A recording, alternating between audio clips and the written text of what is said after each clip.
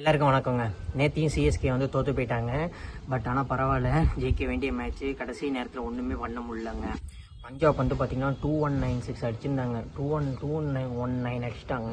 ஒன்றுமே பண்ண முடியல பஞ்சாப். பேட்டிங் வந்து செம்மையாக ஆடிட்டாங்க. பஞ்சாப்பை பயங்கரமான பேட்டிங் ஆடிட்டாங்க. அதுவும் அந்த ஆரியன் வந்து செஞ்சுரி அடித்தாரு பாருங்க. என்ன மாதிரி அடித்தார். செஞ்சுரினா அடிக்கிறதுனா பெரிய விஷயம்.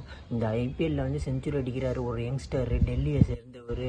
செம்ம அடித்தார். பிரித்து மேய்ஞ்சிட்டாருங்க அந்த ஆரியா. என்ன அடித்தார். எப்பாப்பாப்பாப்பா, சூப்பர் பேட்டிங் டிஸ்பிளே. இது மாதிரி பேட்டிங் டிஸ்பிளே வந்து பார்க்கவே முடியாது. செம்மையாக ஆடினார். Left hander. ஃப்யூச்சர் அவர் கண்டிப்பாக ஒரு இந்தியா ஆடுவார்னு நினைக்கிறேன். ரைட்டான ஃப்யூச்சர் அவருக்கு இருக்குது. சூப்பராக ஆடுறாரு வாரியா. பயங்கரமான பேட்டிங் டிஸ்பிளே காமிச்சாருங்க. அடுத்தது பார்த்தீங்கன்னா சிஎஸ்கே பவுலிங் அட்டாக் வந்து சுத்தம் ஸ்மாருங்க. எல்லாத்தையும் போட்டு பிரித்து மேய்ஞ்சிட்டாங்க. ஏங்க 83 ரன்னுங்க 5 விக்கெட் எடுத்தவங்களுக்கு இன்னொரு 5 விக்கெட் சீக்கிரம் எடுக்காமல் விட்டுட்டாங்க மேட்சை. அவ்வளோ கேட்ச் ட்ராப்பு, அவ்வளோ மிஸ்டேக்குங்க. பவுலிங்லேயும் சரி, ஃபீல்டிங் படுமட்டம் ஃபீல்டிங்கு சிஎஸ்கே.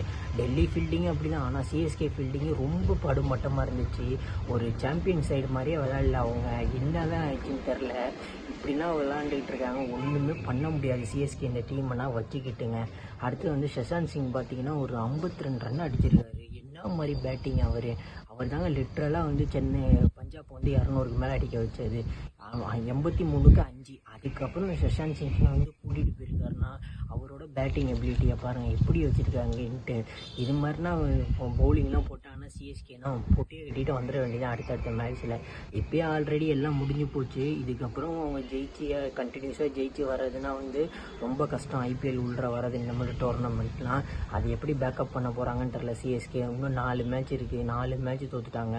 வர 4 மேட்ச்லாம் ஜெயிக்கிறதுனா பெரிய கடினமான விஷயம் சிஎஸ்கேவால். அதெல்லாம் உள்ளேயே வர முடியாது. என்ன பண்ண போகிறாங்கன்னு தெரில. சிஎஸ்கேக்கு நம்ம ஏற்கனவே சொன்ன மாதிரி ஃபயர் ஹிட்டர் கிடையாது. ஃபயர் ஹிட்ரு எங்கே தான் தேட போகிறாங்கன்னு தெரில. ஒருவேளை அடுத்த ஆக்ஷன் ஐபிஎல் ஆக்ஷன் வரும்போது தான் ஃபயர் ஹிட்ரு எடுத்துகிட்டு வருவாங்கன்னு நினைக்கிறேன். டேவிட் கன்வாயாலாம் அடிக்க முடியலங்க. டேவிட் கன்வாயும் விட்டுட்டு போயிட்டார். நேற்று ரிட்டையர் ஆகி கூட்டிட்டாங்க டேவிட் கன்வாய். அதுக்கப்புறம் ஜனேஜா வந்து பேட்டிங் ஆடினார். ஒன்றுமே பண்ண முடியலங்க. ரச்சின் ரவீந்திரா, டேவிட் கன்வாய் நான் ஸ்டார்ட்டு சூப்பராக பண்ணாங்க. 55 ஃபார் நோ லாஸ் இருந்தாங்க பவர் பிளே அப்போ. அதுக்கப்புறம் கேபிட்டலைஸே பண்ண முடியல. ஒரு 200 சேஸ் பண்ணுறாங்கன்னா ஒரு 70 ஆச்சும் அடிக்கணுங்க. ஒரு 70 ஆச்சு, ஒரு 75 ஆச்சும் அடிச்சிருந்தா தான் ஒரு 200லாம் சேஸ் பண்ண முடியும். இது மாதிரிலாம் இருந்தால் 200லாம் சேஸ் பண்ணுறது ரொம்ப கஷ்டம். அதே மாதிரி விட்ரு நடுவில் யாருமே இல்லை. கடைசியில் தோனி வந்து சிக்ஸாக அடித்தார். ஒரு 3 6 அடித்தார். அவர் கடைசி வரையும் கொண்டு வர பார்த்தாரு. ஃபஸ்ட்டில் அடித்தா தான் பின்னாடி அவரால் கேபிட்டலைஸ் பண்ண முடியும். இந்த சிஎஸ்கே டீமில் பவர் ஹிட்டர் கிடையாது. இந்த வாட்டி இந்த ஐபிஎல் 2025 வந்து அவங்க பிளே ஆஃப்க்குலாம் வரமாட்டாங்க. ஏன்னா ஓப்பனிங்கில் பவர் ஹிட்டர் கிடையாது, யாருமே கிடையாது. ரொம்ப கஷ்டம் இந்த மாதிரி சிஎஸ்கே வந்து அந்த பிளே ஆஃப்க்கு வர்றதுன்னா. பவர் ஹிட்டர் இல்லை. பவர் ஹிட்டர் ஓப்பனிங்லேயும் இல்லை, மிடில்லையும் இல்லை, மிடில் ஆர்டர்லேயும் இல்லை. ரொம்ப கஷ்டம் சிஎஸ்கே இந்த மட்டும்லாம் அந்த பிளே ஆஃப் உள்ளலாம் வரத்துக்குங்க.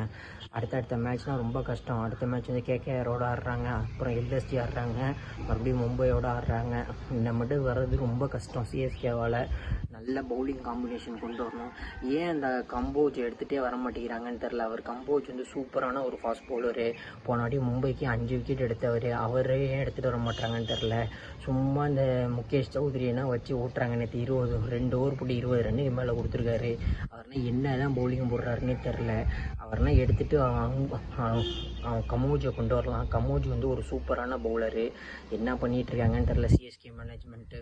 ஒன்றுமே புரிய மாட்டேங்குது. இதுக்கு மேலே ஒன்றும் சொல்கிறது இல்லை. யங்ஸ்டர்ஸ்க்காச்சும் சான்ஸ் கொடுத்தாச்சும் நல்லாயிருக்கும். யங்ஸ்டர்ஸை ப்ரூவ் பண்ணுவாங்க. இந்த மட்டும் சிஎஸ்கே டீம் வந்து உள்ளே வர்றது ரொம்ப கஷ்டம். ஃபேன்ஸ்னால் ரொம்ப இதாகிட்டாங்க, டிசப்பாயிண்ட் ஆகிட்டாங்க. கேப்டன்சியும் ஒரு கொஸ்டின் மார்க் வருது. அது என்ன பண்ண போகிறாங்கன்னு தெரில. பார்க்கலாம் என்ன நடக்க போகுதுன்ட்டு சிஎஸ்கே மேனேஜ்மெண்ட்டில்.